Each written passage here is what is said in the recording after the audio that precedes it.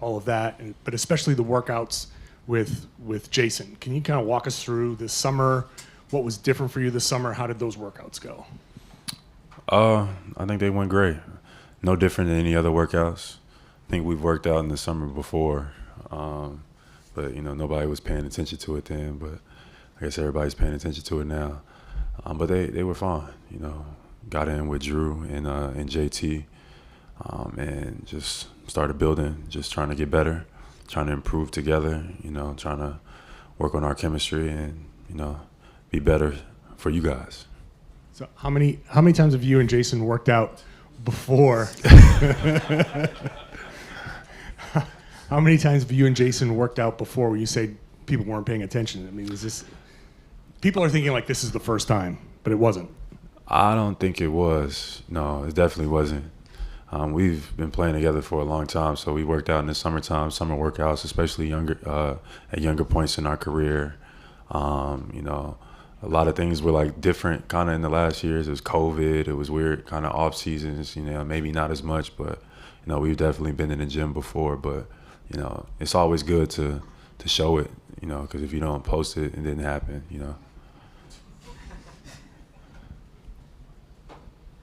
Jaylen, middle, 3 rows back. Obviously, you've matched up with Jrue before in the past, in the playoffs, in the regular season.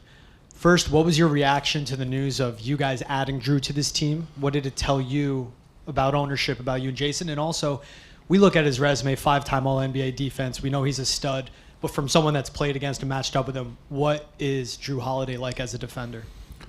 Jrue is fantastic. I know a tremendous amount of respect from Jrue, from somebody who he's guarded and I've had to guard. It's just he plays with a certain force that you could just feel. He's just super solid, man, and just as a competitor, he's an assassin. So to be playing alongside, I think it would be a tremendous honor.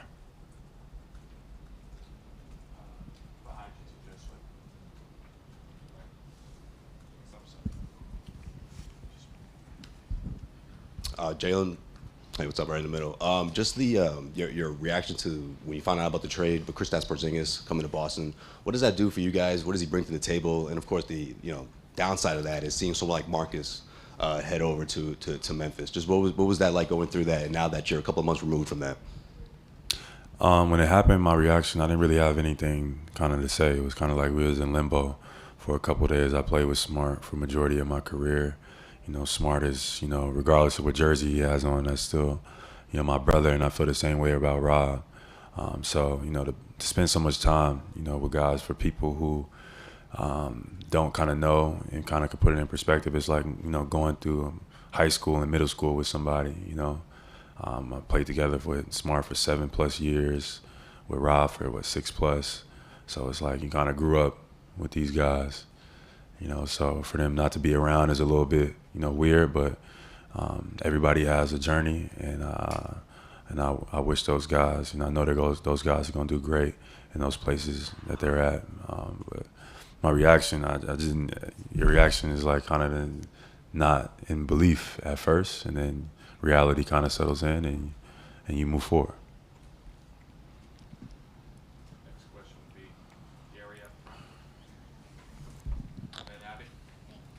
Jaylen, what kind of things do you work on this summer, and what was it like after signing the contract? Did people react to you differently when people asked them to borrow money? What was the summer like as the highest paid player in the league, and what kind of things on the floor did you work on? I thought it was a great summer. Obviously I launched some initiatives that I want to, talk more about at different points, but even with, the Black Wall Street and things like that, I've been a lot of positive feedback, a lot of people who want to get involved and help the community. The income disparity is something that, is important to a lot of people.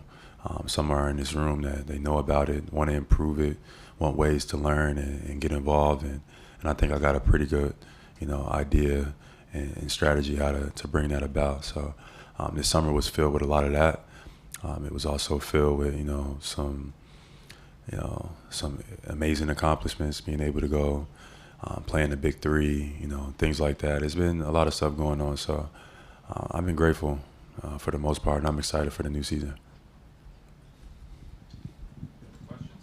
My first question is, what do you think of Boulder? It's beautiful, isn't it? Yeah, who would have thought? Buff them up, Gary. Who would have thought? Boulder, Colorado. Went to the game. It was a 10 a.m. game. I'm with D. White. I meet up until D. White invites me out, so I come with him. I meet up on campus. D. White's, he's drunk 10 a.m. in the morning. There's altitude. This is part of it's tailgating, it's college. So I'm with D. White, so I'm like, do as the Romans do, right? So, me and D. White had a great time. Boulder, Dion, what he's doing down there is fantastic. I invited him to a Celtics game.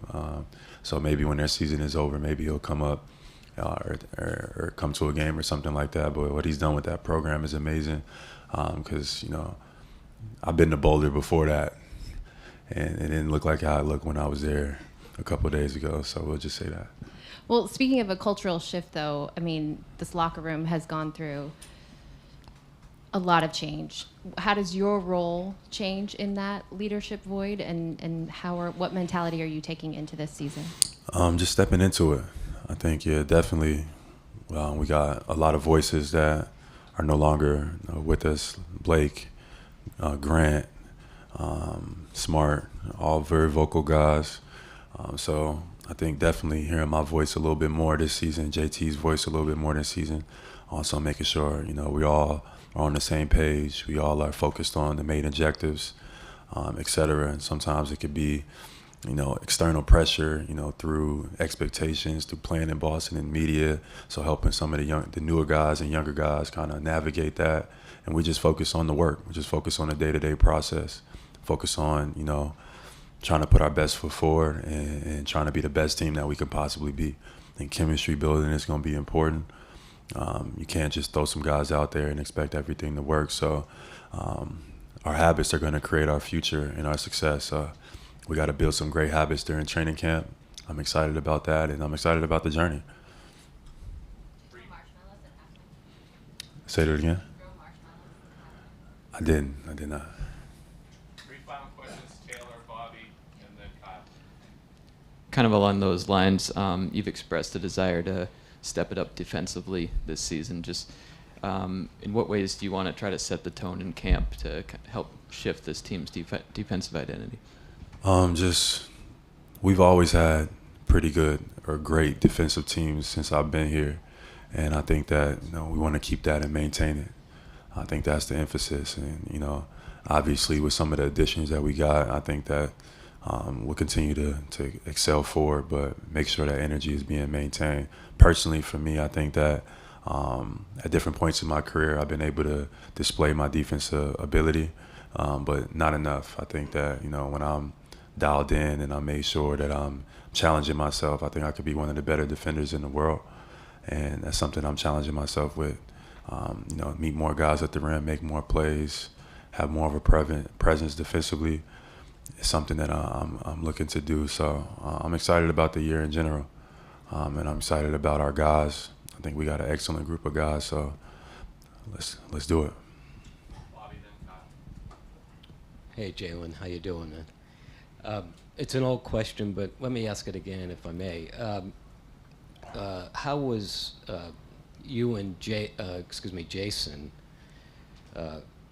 complement each other even better to get to the next level to reach the championship plateau? And also, how would Jrue fit into that equation?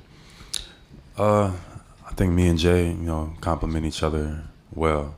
But I think we're more so focused on, what's in front of us. Obviously, everybody knows what our goal is, and everybody knows what the goal is. So we just need to make sure we don't skip any steps. We need to make sure that, we bring others along. We need to make sure that we hold each other accountable. We need to focus on the process more than the end result. And I think that's our strategy. I think that's what we're kind of focused on and looking forward to the most. Jaylen, the league kind of changes the policies and approach to how they want the top 50 players to appear in games this season. Obviously, you're in that top 50 tier. Do you feel an obligation to be on the court for every game this season? And also, secondly, Paris has roughly a year away now, top 50 players, if USA Basketball calls and asks you to play, will you make that commitment to play for USA Basketball next summer? I think that the league's, approaching, trying to get players to play more. I think that's great. I think I try to play as many games as I possibly can. It don't always be the players, I'll say that. A lot of the time that's the narrative, is that it's the players that decide not to play. I won't go into it in detail, but that's not always the case. But I think, trying to be out there and competitive and compete is better for an overall product. But it's better for, our game and the fan experience as well. So I think, that's a great thing. Playing in USA Basketball, I think, is no greater honor. I think playing for your country, there's definitely, coming from my community, coming from where I come from where the majority of our demographic come from, having the opportunity to represent that, your community, your outer community, and the people that support you. I think that is a part of it as well. Being able to participate would be great. Thank you, Jaylen. Thank you.